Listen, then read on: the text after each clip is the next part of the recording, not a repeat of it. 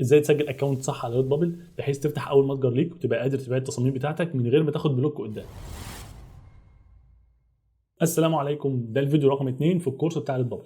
علشان تبدا على ريد بابل وتقدر تبيع التصاميم بتاعتك وتجيب فلوس بقى بالدولار وكل الكلام الحلو دوت، لازم تعمل اكونت صح. الناس كانت متعوده لما بتدخل على ريد بابل وبتسجل اكونت وبترفع اول منتج بيلزق البلوك في وشها على طول، او بتاخد حظر يعني على الاكونت بتاعها. ده لان الناس كانت بتهمل كام خطوه كده المفروض تعملها الاول قبل ما ترفع تصميم. تعالى بقى مع بعض ندخل في الشغل العملي. اول حاجه تعملها ان انت تفتح redbubble.com، هتيجي على الجزء بتاع سيل الارت او تبيع تصاميمك يعني، او ممكن تضغط ساين اب عادي. بس تخلي بالك لما بتدوس ساين اب بتختار ارتست ساين اب، انك تسجل كبائع يعني او كفنان مش كمشتري. هنختار اللي على الشمال ديت، او تيجي من فوق وتعمل سيلول ارت، الاثنين واحد يعني. لما بتدوس على السيلول ارت بيدخلك على الصفحه ديت، بتدوس للزرار الاحمر دوت، هي برضه اللي هو تسجيل كبائع. اول حاجه بحطها هنا هو الايميل بتاعك. خلي بالك بقى في موضوع الايميل، يستحسن تبقى عامل جيميل جديد ومامنه مثلا برقم الموبايل بتاعك او بايميل تاني، ويكون على نظيف بقى. بلاش اللي انت عمال ترميه في كل المواقع الاونلاين وحطه على الفيسبوك وانستجرام وكل حاجه. اعمل واحد يبقى مخصص للشغل بس. انا هحط هنا اي ايميل وهمي علشان بنشرح بس. الحاجه اللي بعد كده هي الشوب نيم. خلي بالك الاسم بتاع الشوب او المتجر بتاعك مش هتقدر تغيره قدام، فوانت بتعمله دلوقتي تركز فيه. طب تعمل اسم المتجر دوت ازاي؟ ممكن تعمل مثلا اسم براند معين، حاجه خاصه بيك انت، او تحط اسمك انت لو انت ما عندكش مشكله في ده. بس طبعا الاجانب ممكن يشوفوا اسم عربي يبقى فيها قلق، فبلاش. او اسم النيتش او الموضوع اللي انت رايح تشتغل عنه، وليكن مثلا انا اكتب محمود شوب.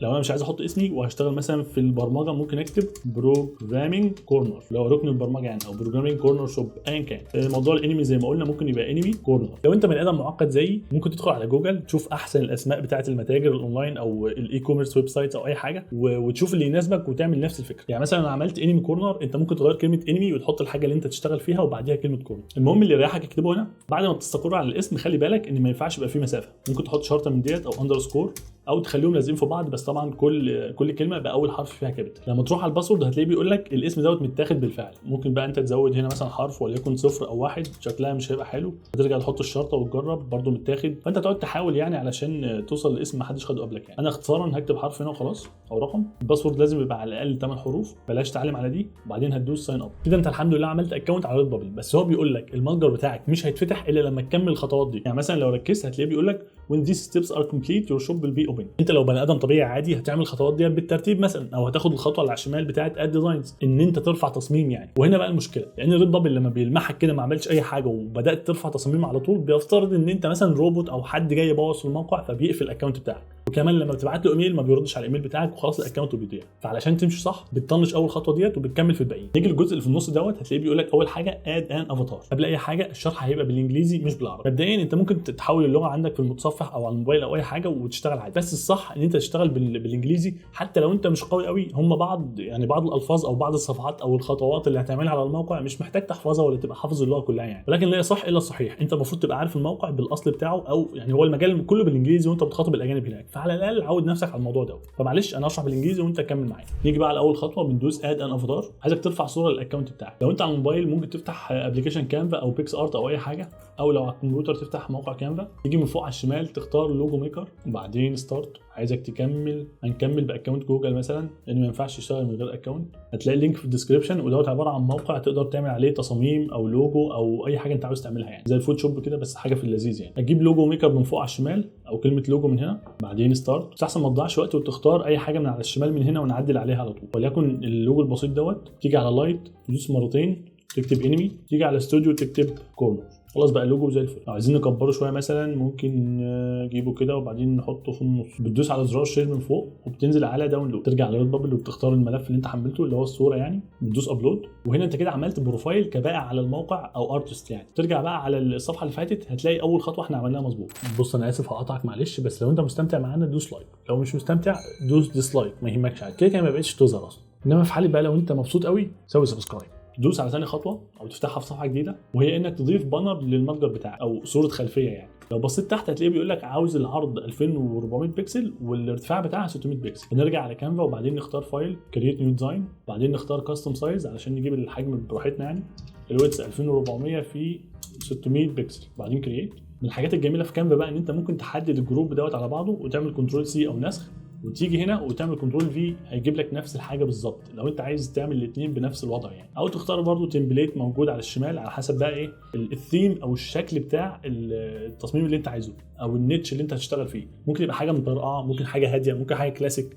لو انت بتشتغل في البرمجه فتكتب فوق في البحث بروجرامينج هتلاقي جاب لك تمبليتس او تيمات جاهزه للبرمجه برضو. احنا عشان نختصر برضو هنسيب ديت زي ما هي كده، هنحدد الجروب كله على بعضه وبعدين نكبر ونحطه فوق. في حركه حلوه ممكن تعملها ان انت تحط صور للتصاميم بتاعتك او المنتجات او ايا كان في الخلفيه او في البانر دوت، بحيث الناس تشوف دوت على انها منتجات انت بتبيعها موجوده في البانر، احسن التصاميم اللي عندك كده يعني. بس ممكن نرجع نعدل قدام البانر دوت ونحط فيه التصاميم اللي باعت عندنا او اللي احنا شايفين ان هي كويسه. فاختصارا هنسيب البانر زي ما هو وبعدين ندوس برضو شير وبعدين داونلود، تيجي بقى على البابل الجميل وتختار الفايل بتاعك وبعدين تدوس ابلود. لو جيت تعمل ريفرش هنا هتلاقي اول خطوه وثاني خطوه تمام. ثالث واحده ودي فيها حركه رخمه شويه، وان انت تضيف سوشيال لينك او تضيف الاكونت بتاعك على فيسبوك او انستجرام او كده يعني. طبعا هنا ومش مهتم بالاكونت بتاعك على انستجرام ولا الفيسبوك ولا الحاجات دي، انت المفروض تبقى عامل صفحه على الانستجرام وحاطط فيها اللينك المتجر بتاعك على ريدبابل علشان لو جالك ترافيك من الانستجرام يروح على المتجر، ولو عندك ترافيك او ناس دخلت المتجر عندك على ريدبابل ومهتمه ان هي تتابعك على الانستجرام تروح على الانستجرام، يبقى انت مربط كله في بعض. لو ما عندكش ممكن تكتب اي كلام هنا وترجع تعدله بعدين، بس عشان نكمل الخطوه دي. وليكن مثلا انا عامل اكونت اسمه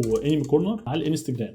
طبعا في حاجه رخمه جدا هنا بتحصل مع الناس، ان هو يكتب اللينك كامل اللي هو اخد كوبي من الانستجرام بالمنظر ده. طبعا هو مش هيسمح او هيرفض اللي انت حاطه دوت، لان هو كده كده كاتب لك اللينك فوق، فهو عايزك بس تكمل من بعده، يعني تشيل كل ده وتحط اليوزر نيم على الجاهز. ومن ضمن الحاجات الرخمه برده معلش في ريدبابل ان انت تحط السلاش دي في الاخر، لو ما حطيتهاش في الغالب بيقول لك لا انا هرفض البتاع دوت يعني. علشان يشتغل معاك صح تحط اليوزر نيم بتاعك هنا وبعدين تحط السلاش اللي في الاخر دي، مش لازم تملى كله، كفايه واحد بس. تدوس سيف من تحت هتلاقيه حافظه زي الفل، ترجع تعمل ريفرش الجميل تلاقي اول 3 خطوات زي الفل. نيجي بقى على الخطوه الاخيره وهي اد بايو. طبعا انت ممكن تدخل من الاكونت بتاعك تعمل كل دول مره واحده، بس لو مشيت من هنا بالترتيب مش هيجرى حاجه يعني. هنكمل دول بالمره. هتلاقيه بيقول لك عاوز الفيرست نيم وليكن مثلا محمود وسعد. طب ايه علاقه الفيرست نيم بقى؟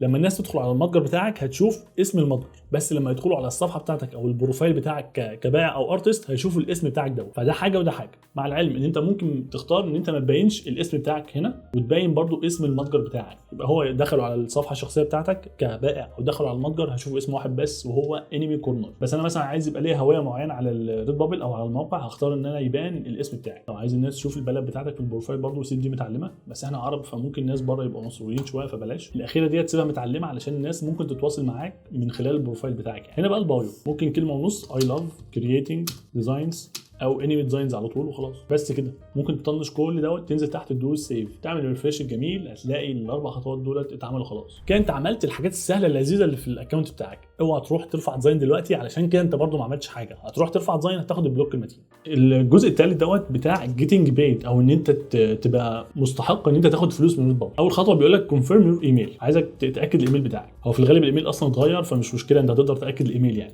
فهنفترض ان الخطوه ديت خلاص اتعملت. نيجي على الخطوه اللي بعدها add your name and address. احنا كده ضفنا الاسم في الخطوه اللي فاتت. نيجي بقى على الادريس، هنا هتكتب عنوانك عادي برضو باختصار، السيتي، الرمز البريدي او الزي اي بي دوت. عندنا مثلا في مصر البريد المصري، في موقع عندنا ممكن تدخل تعرف اقرب مكتب الرقم بتاعه كام، او تكتب من 1 ل5 وخلاص، وقدام تبقى ترجع تعدل الكلام ده. فانا مش هكتب رقمي عشان بنسجل، هنكتب من 1 ل5 مثلا. الستيت دي حاجه مش مطلوبه بلاش، فتيجي بقى على الدوله وتختار ايجيبت. ده مش رقم زي اتسي فمش هيقول لك انت من البلد الفلانيه فبلاش، فسيبه زي ما هو يعني. تنزل تحت وتدوس سيف كده. المفروض خلاص ما عادش الا اخر خطوه وهي بيمنت ديتيلز. طبعا احنا اتفقنا ان دي يعتبر معموله لان انت بتاكد الايميل بتاعك عادي يعني. لما تدوس على اخر خطوه اللي هي اعدادات الدفع، اول حاجه بتختار العمله وليكن دولار امريكي. بعد كده المفروض انت بتختار طريقه من الاثنين تسحب بيهم فلوسك على ريدبابل. علشان الموضوع دوت مهم على ريدبابل لازم تضيف اكونت بايبال مفعل، يستحسن مفعل، او اكونت بنكي. هناخده في فيديو لوحده بالمره نتكلم انت لو شغال اونلاين تعمل انهي فيزا وتعمل الاكونت بنك ازاي وتعمل ايه من الاخر علشان الفلوس اللي موجوده على الموقع تبقى موجوده في جيبك وانت قاعد. دي تبقى اخر خطوه بقى لنا في موضوع التسجيل على ريدبابل، وبعدها ان شاء الله هنشوف ازاي نصمم، ازاي نختار نيتش، ازاي نظبط المتجر بتاعنا. السلام عليكم واشوفك الفيديو الجاي.